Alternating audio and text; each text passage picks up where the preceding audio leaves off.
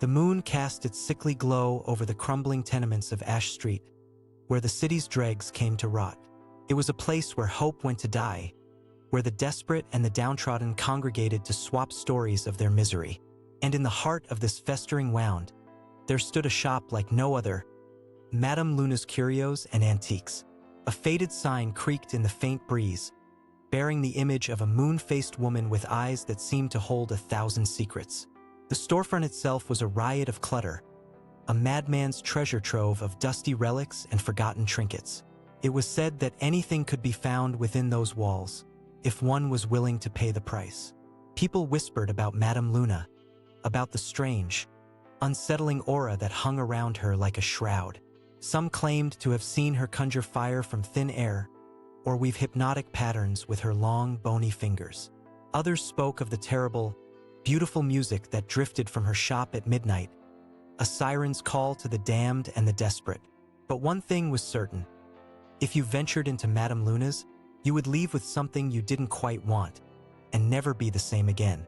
And on this particular evening, a lone figure emerged from the shadows, drawn to the shop like a moth to flame. He was a tall, gaunt man with skin like polished leather and eyes that seemed to hold a deep, abiding sadness. His name was Emilian, and he had heard the whispers, the warnings, and the tempting rumors. Yet here he stood, his long fingers drumming a staccato beat against his thigh as he pushed open the creaking door. A bell above the entrance let out a mournful clang, and the air inside seemed to vibrate with an otherworldly energy.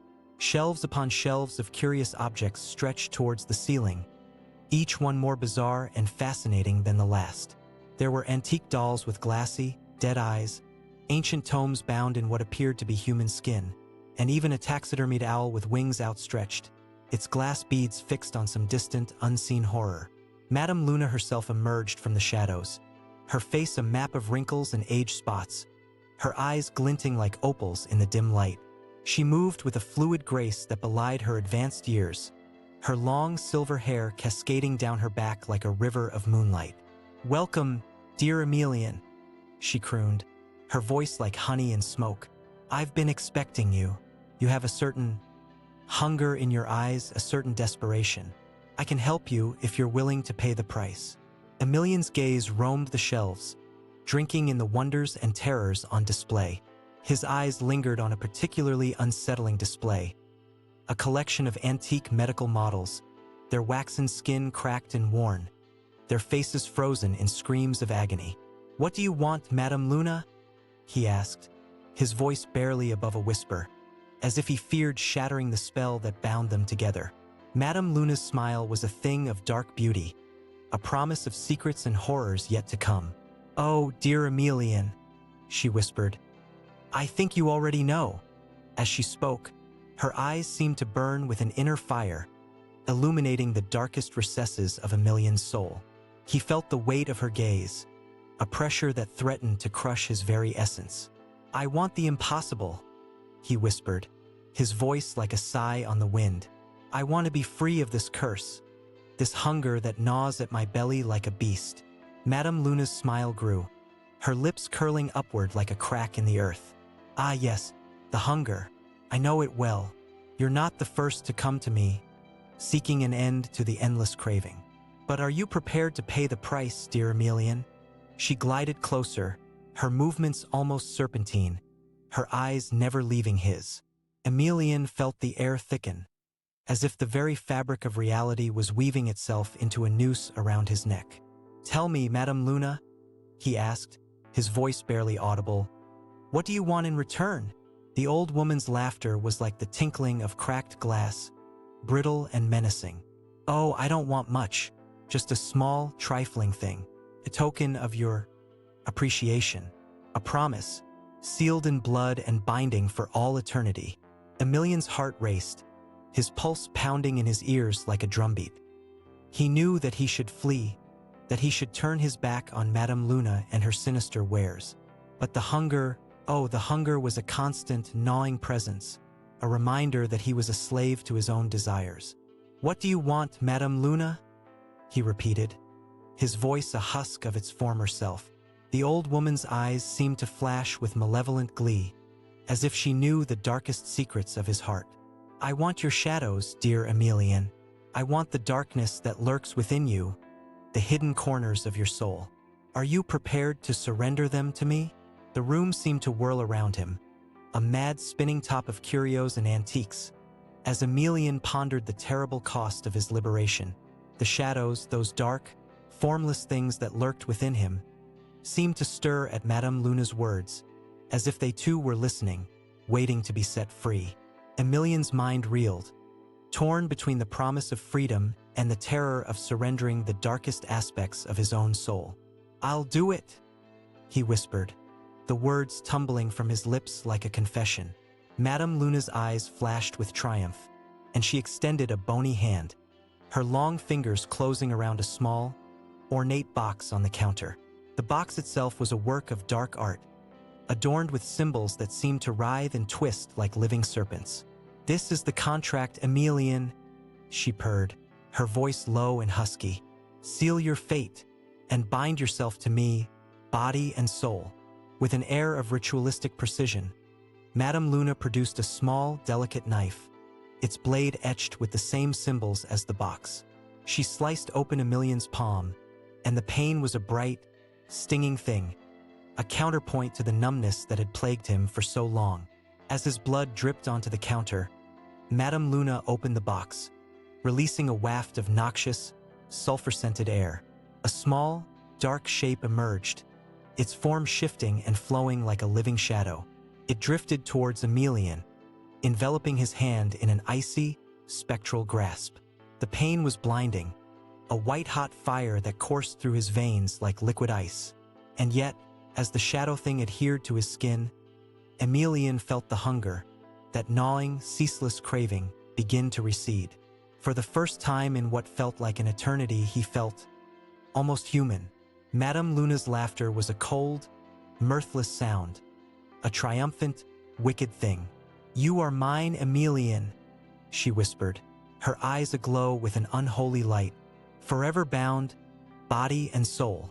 As the darkness receded, Emilian beheld his reflection in a nearby mirror, and his heart skipped a beat. For in the glass, he saw not only his own face, but the faint, ghostly outline of Madame Luna, her eyes burning with an otherworldly intensity, as if she had finally claimed a piece of his very soul. The mirror's surface rippled, as if the glass itself was alive, and for an instant, Emilian saw the threads of fate that bound him to the old woman. He felt the weight of his surrender, the crushing gravity of his decision. "You should leave now, dear Emilian," Madame Luna whispered, her voice like a rusty gate creaking in the wind. "The night is young, and the shadows are waiting." As if on cue, the door creaked open, and a chill wind swept through the shop, extinguishing the candles and plunging the room into darkness. Emilian stumbled, his senses reeling, as the darkness seemed to coalesce into living, breathing entities that watched him with cold, calculating eyes. Madame Luna's laughter echoed through the void, a mad, witch-like cackle that sent shivers down Emilian's spine. He stumbled towards the door, desperate to escape the shop and the clutches of the old woman. As he emerged onto Ash Street, the moon seemed to hang lower in the sky, casting an eerie, silver glow over the crumbling tenements. The wind howled, a mournful, wolf-like cry, and Emilian felt the shadows writhe and twist around him, like living tendrils of darkness. He stumbled, his feet carrying him deeper into the heart of the city, as if drawn by some unseen force. The hunger, though diminished, still lurked within, a constant reminder of the pact he had made. And as he vanished into the night, the city itself seemed to whisper a single, ominous word: "Mine." The streets twisted and turned, a labyrinthine maze that swallowed Emilian whole. He walked, driven by a force beyond his control, as the city's secrets whispered in his ear. The wind carried the stench of decay, and the moon cast long, sinister shadows that seemed to move of their own accord. As he walked, the buildings around him began to change, their facades warping and contorting like living things. Windows blinked open, revealing glimpses of forbidden knowledge, and doorways yawned like hungry mouths, ready to devour the unsuspecting. Emilian's footsteps echoed through the desolate streets, the only sound in a city that seemed to hold its breath. He felt the shadows closing in, their dark tendrils wrapping around his ankles, pulling him deeper into the heart of madness. Suddenly, the night air shimmered, and a figure coalesced before him. It was a woman, her face a death's mask of pale skin and sunken eyes. Her hair flowed like a black waterfall, and her lips curled into a cruel, inviting smile. "Welcome, Emilian," she whispered, her voice a gentle breeze that stirred the shadows. "I've been waiting for you. My name is Arachne, and I am the queen of this twisted realm." As she spoke, the city around them began to dissolve, buildings melting like wax in a furnace. The moon hung lower in the sky, a glowing, malevolent eye that watched Emilian with cold, calculating interest. Arachne's fingers beckoned, and Emilian felt himself drawn to her, as if by unseen threads. He took a step forward, and then another, until he stood at the edge of a void, staring into the abyssal depths of her eyes. "In this city," she whispered, "you will find your heart's desire. But be warned, Emilian, the price of satisfaction is paid in full, and the cost is steeper than you can imagine."